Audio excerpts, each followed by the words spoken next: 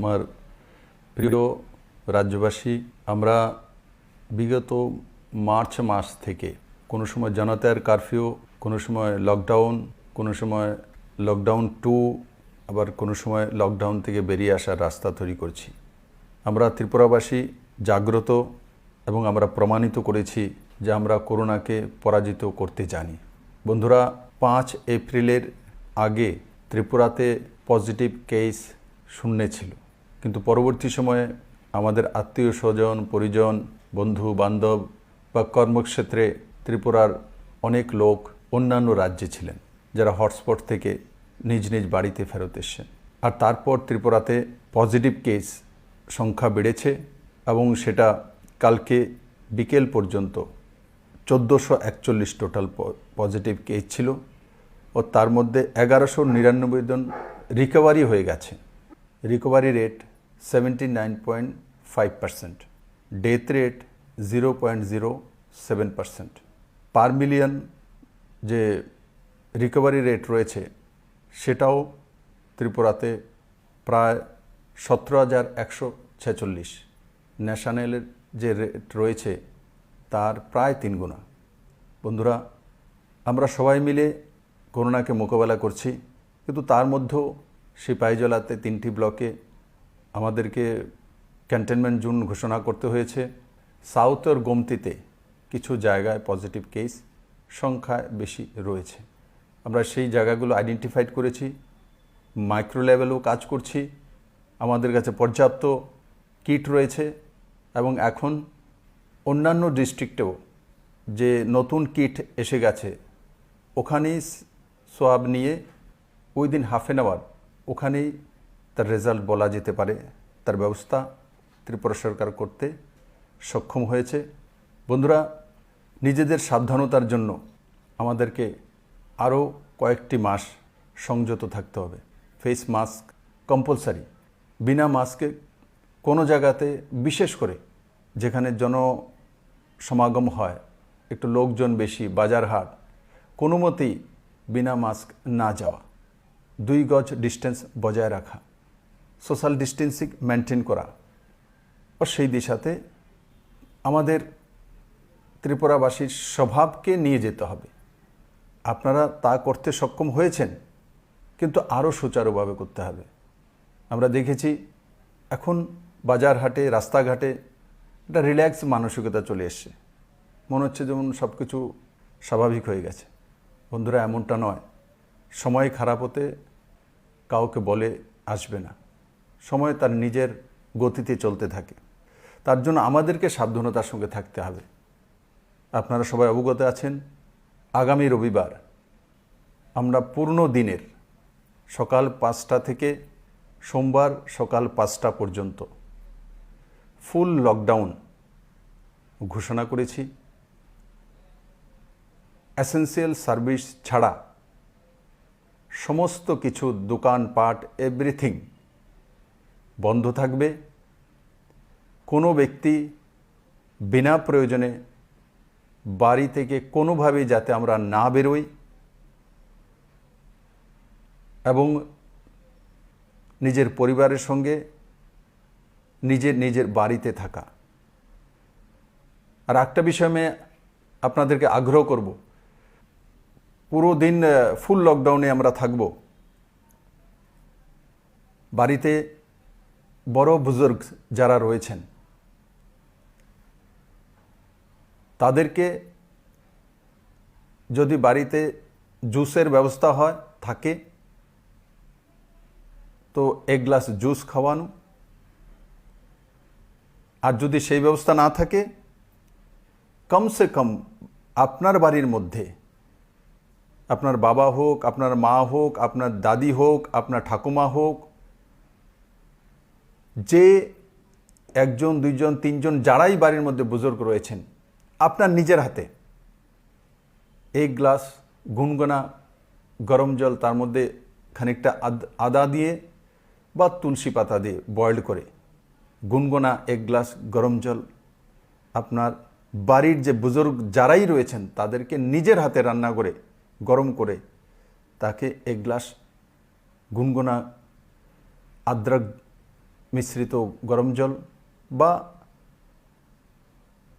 Vitamin C juice, যেমন pineapple juice বা orange juice, mosambi juice, লেবু শরবত।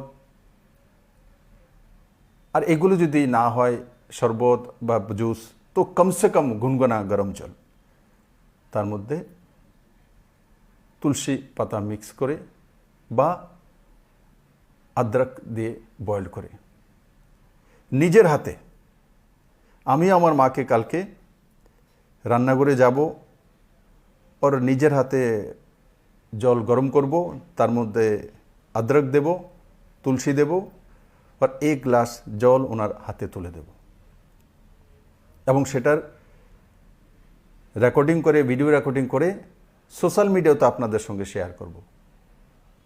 আমিও আপনাদেরকে নিবেদন করব, আপনারাও নিজ নিজ বাড়ির বড় বুজুর্গ যারাই আছে তাদেরকে এইভাবে গুনগুনা জল দেওয়ার ব্যবস্থা করা বা ভিটামিন সি এর কোনো জুসের ব্যবস্থা করা ও নিজের হাতে করা, কাউকে না বলা। আরে মা বাবা জন্ম দিয়েছে, দাদু দিদা আমার বাবা মাকে জন্ম দিয়েছে, ওনাদের জন্য এই কাজটা করতে পারবো না?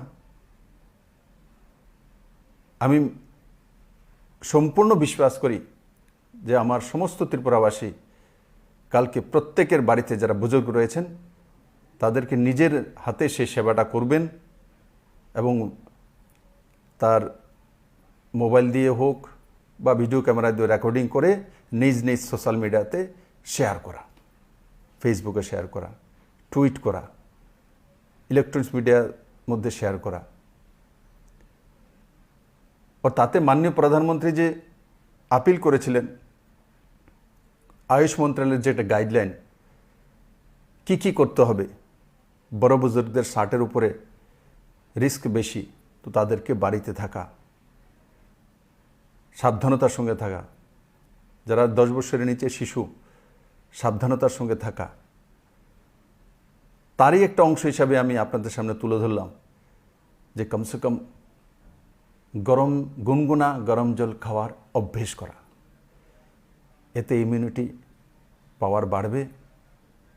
আর আজকে থেকে রাজ্য সরকার একটা নতুন ইনিশিয়েটিভ নিয়েছে যে এই পুরো জুলাই মাস প্রতি শনিবার দুপুর 12টা থেকে 4টে পর্যন্ত ত্রিপুরার 316টি জায়গাতে আমার বোনেদের সেলফ হেল্প গ্রুপের মাধ্যমে প্রত্যেকটি স্টলে 200 করে আনারস এবং 400 করে লেবু, যা থেকে লেবুর শরবত এবং আনারস কেটে মুক্ত সমস্ত ত্রিপুরাবাসীকে পেশ করার ব্যবস্থা করা হয়েছে। আজকে থেকে তার শুরুয়াত হয়ে গেছে। আমি আশা করি তাতে ভিটামিন সি রয়েছে বড় মাত্রায় এবং এতে করোনা নিরোধক হিসাবে আমরা লাভান্বিত হব। আর তার সঙ্গে সঙ্গে আমাদের যে আনারস চাষি এবং নিম্বু চাষি রয়েছেন, ওনারাও বড় মাত্রায় প্রায় 300-র কাছাকাছি আনারস এবং লেবু চাষি লাভবান হবেন।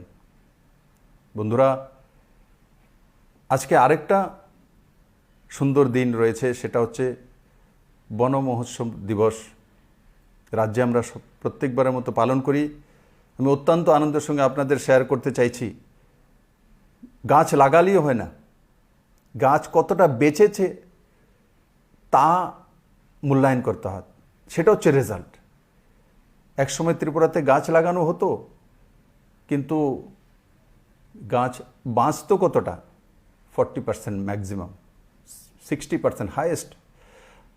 আজকে 90 থেকে 95% বৃক্ষরোপণের পর সেগুলো সারভাইভ করছে। সেটা আমাদের জন্য আমাদের পরম বন্ধু তৈরি হচ্ছে। তার সঙ্গে সঙ্গে আজকে এই প্রথম ত্রিপুরা রাজ্যে, ভারতবর্ষের কোনো রাজ্যে হয়নি, ই ট্রি কিউআরের মাধ্যমে আমরা ই ট্রির লাগানোর ব্যবস্থা করেছি এবং তার মধ্যে কিউআর সিম্বল থাকবে। যখনই আপনি আপনার স্মার্টফোন দিয়ে সেই কিউআরের কে স্ক্যান করবেন, তৎক্ষণাৎ সেই কিউআর থেকে ডিটেলস আপনার মোবাইলের মধ্যে চলে আসবে, যে গাছ কে লাগিয়েছে, সেই কিসের গাছ, তার উপকারিতা কি, ইন ডিটেইলস ওয়েবসাইটে চলে যাবে। সেই গাছের চিত্রও আপনার মোবাইলে চলে আসবে। এই প্রথম ত্রিপুরা রাজ্য ভারতবর্ষের মধ্যে একমাত্র রাজ্য, এই রাজ্য সেটা করতে পেরেছে। আরেকটা নতুন বিষয় আজকে ত্রিপুরা রাজ্য সরকার করতে সক্ষম হয়েছে, স্মৃতি বন। সেই কনসেপ্টটা ভারতবর্ষের রাজস্থান রাজ্যের জয়পুরে স্মৃতি বন রয়েছে, কিন্তু একটা জায়গাতেই পরবর্তী সময়টা ইকো পার্কে ডাইভার্ট করা হয়েছে। আমরা ফরেস্ট যতগুলো সাবডিভিশন রয়েছে ত্রিপুরা রাজ্যে, প্রত্যেকটি সাবডিভিশনে স্মৃতি বন বানানোর সিদ্ধান্ত নিয়েছি এবং 8টি জায়গাকে নির্ধারিত করে আমরা সেই কাজটা করতে সক্ষম হয়েছি। আজকের দিনেই তার শুরুয়াত হয়েছে। আমি আমার স্বর্গীয় পিতাজির নামে আজকে একটা বৃক্ষরোপণ করেছি, সেটা মানদেহের কাছে একটা গ্রামে একটা স্মৃতিবনের জায়গা চিহ্নিত করা হয়েছে এবং সেই স্মৃতিবনে প্রত্যেক লোক নিজের মাতা পিতা দাদু দিদা বা পূর্বজের নামে গাছ লাগাতে পারেন। আপনি যদি নাও যান, আপনি যদি ত্রিপুরার বাইরেও থাকেন, দুনিয়ার কোনো জায়গাতে রয়েছেন, তো অনলাইনেও তার ব্যবস্থা আছে। অনলাইনে আপনি বুক করে মাত্র 300 টাকা দিয়ে আপনি বুক করতে পারেন এবং তার মধ্যে যে কিউআর সিস্টেম লাগানোর জন্য বা নেম প্লেট লাগানোর জন্য আপনার পরিবারের বা যার নামে দিয়েছেন তার জন্য 1000 টাকা অনলাইনে বুক করে আপনি করতে পারেন এবং আপনাকে ফটো উঠিয়ে ফরেস্ট ডিপার্টমেন্ট থেকে সেই সাইট থেকে আপনার অ্যাড্রেসে, আপনার হোয়াটসঅ্যাপে, আপনার মেইলে পাঠিয়ে দেওয়ার ব্যবস্থা রয়েছে। এবার কল্পনা করুন যে ত্রিপুরাতে যে ডেথ রেট রয়েছে প্রতি হাজারে, সেটা 5 পয়েন্ট সামথিং, আর প্রতি বছর 21,000 কাছাকাছি লোকের মৃত্যু হয়। তো স্মৃতিবনে যদি প্রতি বছর যারাই আমাদের স্বর্গীয় হচ্ছেন আমরা একটা করে যদি গাছ লাগাই, আর নিশ্চিত আমরা লাগাবো, তো 21,000 গাছ প্রতি বছর লাগবে এই স্মৃতিবনগুলোর মধ্যে। এবং সেই বনের মধ্যে সেই গাছগুলোর সঙ্গে আমাদের আত্মিক সম্পর্ক হয়ে যাবে। গাছগুলি যখন বাড়তে থাকবে তো আমি আত্মীয় স্বজনকে নিয়ে দেখাবো, দেখো আমার বাবার নামে এই গাছটা আমি লাগিয়েছিলাম, আজকে এত বড় হয়ে গেছে, তার মধ্যে আমার বাবার নাম লেখা থাকবে। একবার কল্পনা করে দেখুন কত সুন্দর লাগবে। আর যখন এই স্মৃতিবনের মধ্যে আপনার বন্ধু বান্ধব আত্মীয় স্বজন পাড়া প্রতিবেশী প্রত্যেকের স্বর্গীয়জনের নামে একটা গাছ দেখা যাবে, কতটা আত্মিক হবে সেটা। আর তাকে পাহারা দেওয়ার জন্য কোনো ফরেস্ট গার্ডের দরকার হবে না, কারণ আমাদের আত্মিকভাবে তার সঙ্গে সম্পর্ক, কেউ সেই গাছ কাটবে না, প্রত্যেকে জানে যে ওনার বাবার নামে লাগিয়েছে। এতটা মানসিকতা আমাদের মধ্যে রয়েছে। আর আমি হিসাব করে দেখেছি এই 21,000 গাছ প্রতি বছর যে লাগাবো স্মৃতিবনে, সেগুলো যদি 30 বছর পর্যন্ত 21,000 গাছ বড় হয়, তো একটি গাছ বিভিন্নভাবে আমাদের সাহায্য করে, অক্সিজেন দিয়ে করে, গ্লোবাল ওয়ার্মিংয়ের মাধ্যমে করে, মাটির সুরক্ষার মাধ্যমে করে, বনায়নের মাধ্যমে করে। এই সবগুলোর মধ্যে দিয়ে দেখেছি আমি হিসাব করে 3,255 কোটি টাকার আমাদেরকে লাভান্বিত করে 21,000 গাছ। আর প্রতি বছর 21,000 করে 30 বছর যদি আমরা হিসাব করি তো প্রায় 6,30,000 গাছ 30 বছরে লাগবে। আর সেগুলোর যে মূল্য শুধু ত্রিপুরার জন্য নয়, পুরো ওয়ার্ল্ডের জন্য সবচাইতে বড়, যে আমাদেরকে প্রাণ যে দিচ্ছে অক্সিজেন। এভাবে আমাদেরকে এই স্মৃতিবন আমাদের জীবনশৈলীকে সাহায্য করবে, ত্রিপুরাকে মুক্ত হওয়া দেবে। শুধু ত্রিপুরা নয়, পুরো দুনিয়াকে এক নতুন দিশা দেখাবে। কারণ পুরো রাজ্যে স্মৃতিবনের কনসেপ্ট সেটাও একমাত্র ত্রিপুরা রাজ্যের মধ্যে হচ্ছে। আমি আশা করি বন্ধুরা এই দিকগুলি আপনাদের ভালো লাগবে, আপনারা নিজেরা নিজেদের করে নেবেন এই বিষয়গুলিকে। আর কালকের যে লকডাউন, সম্পূর্ণভাবে নিজ নিজ ঘরে থেকে মানা, বাড়ির বাইরে না যাওয়া, রাস্তায় না যাওয়া, আর যেটা আমি বলেছিলাম বাড়ির বড় বড় বুজুর্গ যারা রয়েছেন তাদেরকে নিজের হাতে রান্না করে যান। আরে হন না আপনি এমএলএ, হন আপনি মন্ত্রী, হন আপনি মুখ্যমন্ত্রী, হন আপনি কোনো অফিসার, হন আপনি কোনো অন্তদের কোনো পরিবারের লোক, আমরা সবাই এক। মা তো মা হয়, বাবা তো বাবাই হয়, পরিবারের বড়জন তো গুরুজন হয়। একদিন তো নিজের হাতে গরম জল করে গ্লাসে ওনার সামনে তুলে ধরি। আমি আশা করি আপনারা সবাই মিলে এই কাজটা করবেন। সবাইকে অনেক অনেক ধন্যবাদ। ভালো থাকুন, সুস্থ থাকুন।